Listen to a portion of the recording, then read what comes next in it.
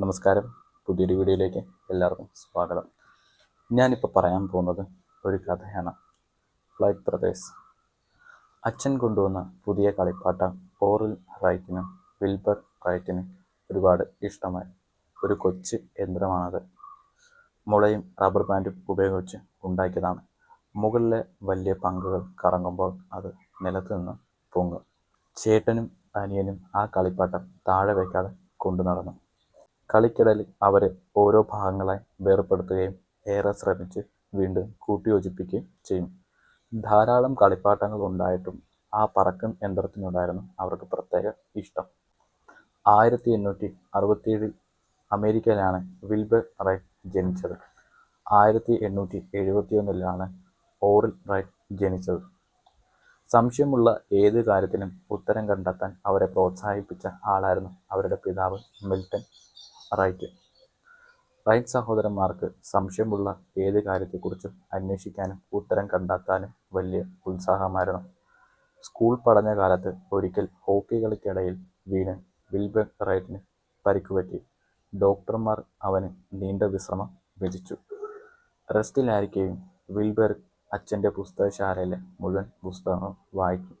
ഒപ്പം അച്ഛന് ജോലിയിലും സഹായിക്കും. രോഗിയായ അമ്മയെ അവൻ നന്നായി പരിചരിച്ചു.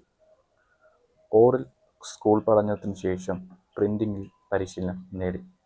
ഓറിലും വിൽബർഗും ചേർന്ന് ഒരു പ്രിന്റിംഗ് സ്ഥാപനം തുടങ്ങി. ഒപ്പം പത്രവും അച്ചടിച്ച് പുറത്തിറങ്ങിയിരുന്നു. വർഷങ്ങൾക്ക് ശേഷം ഒരു സൈക്കിൾ റിപ്പയറിംഗ് കട തുടങ്ങി. പിന്നീട് സ്വന്തമായി സൈക്കിൾ നിർമ്മിച്ചു തുടങ്ങി.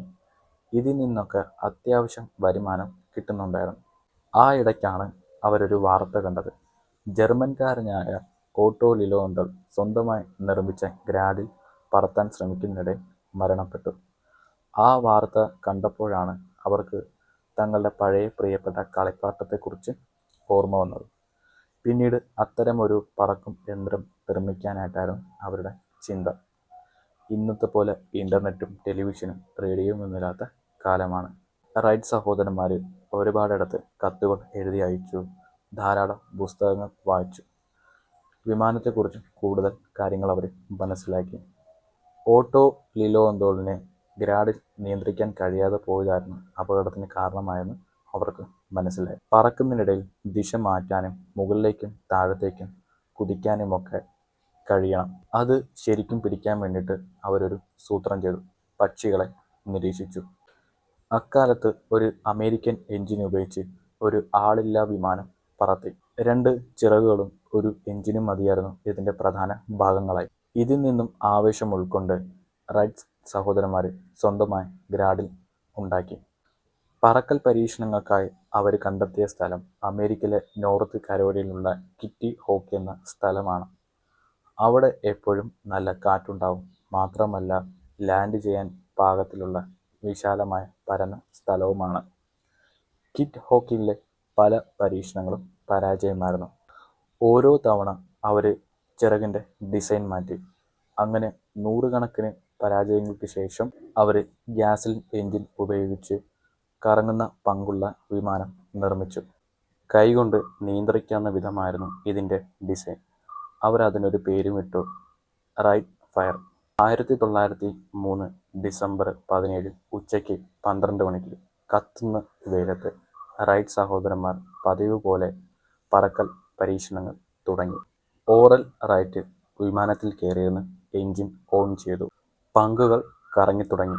വലിയൊരു പക്ഷി പറക്കുന്നത് പോലെ ആ വിമാനം ആകാശത്തേക്ക് പറന്നു. 12 സെക്കൻഡ് കൊണ്ട് 120 അടി ദൂരം ആ വിമാനം പറന്നു. ശേഷം സുരക്ഷിതമായി നിലത്തിറങ്ങി. കണ്ടുനിന്നവർ റൈറ്റ് സഹോദരന്മാരെ അഭിനന്ദനം കൊണ്ട് മൂടി. വീണ്ടും അവർ വിമാനം നിർമ്മിച്ചു, റൈറ്റ് ഫയർ 2. അതോടെ ലോകം വിമാനത്തിലേക്ക് ശ്രദ്ധ തിരിച്ചു. ഒട്ടേറെ കമ്പനികൾ വിമാനം നിർമ്മിച്ചു തുടങ്ങി. വിമാനങ്ങൾ അതിവേഗം ലോകം കീഴടക്കി. റൈറ്റ് സഹോദരന്മാരാകട്ടെ പ്രശസ്തിയുടെ ആകാശവും. നിങ്ങൾക്കെല്ലാവർക്കും ഈ ഫ്ലൈറ്റ് ബ്രദേഴ്സിൻ്റെ കഥ ഇഷ്ടപ്പെട്ടെന്ന് വിശ്വസിക്കുന്നു. നിങ്ങളിത് സ്കൂളിലൊക്കെ പഠിക്കുന്ന സമയത്ത് നിങ്ങൾ കേട്ടിട്ടുള്ള കഥയാണ്, വിമാനം നിർമ്മിച്ചതിൻ്റെയൊക്കെ. അപ്പോൾ നിങ്ങൾക്ക് ഈ കഥ നന്നായിട്ട് ഇഷ്ടപ്പെട്ടെന്ന് ഞാൻ വിശ്വസിക്കുന്നു. അങ്ങനെയാണെങ്കിൽ നിങ്ങളത് ലൈക്ക് ചെയ്യുക, കമൻറ്റ് ചെയ്യുക, ചാനൽ സപ്പോർട്ട് ചെയ്യുക. അപ്പോൾ മറ്റൊരു വീഡിയോയുമായി നമുക്ക് അടുത്ത ദിവസം കാണാം. അതുവരെ ബായ്.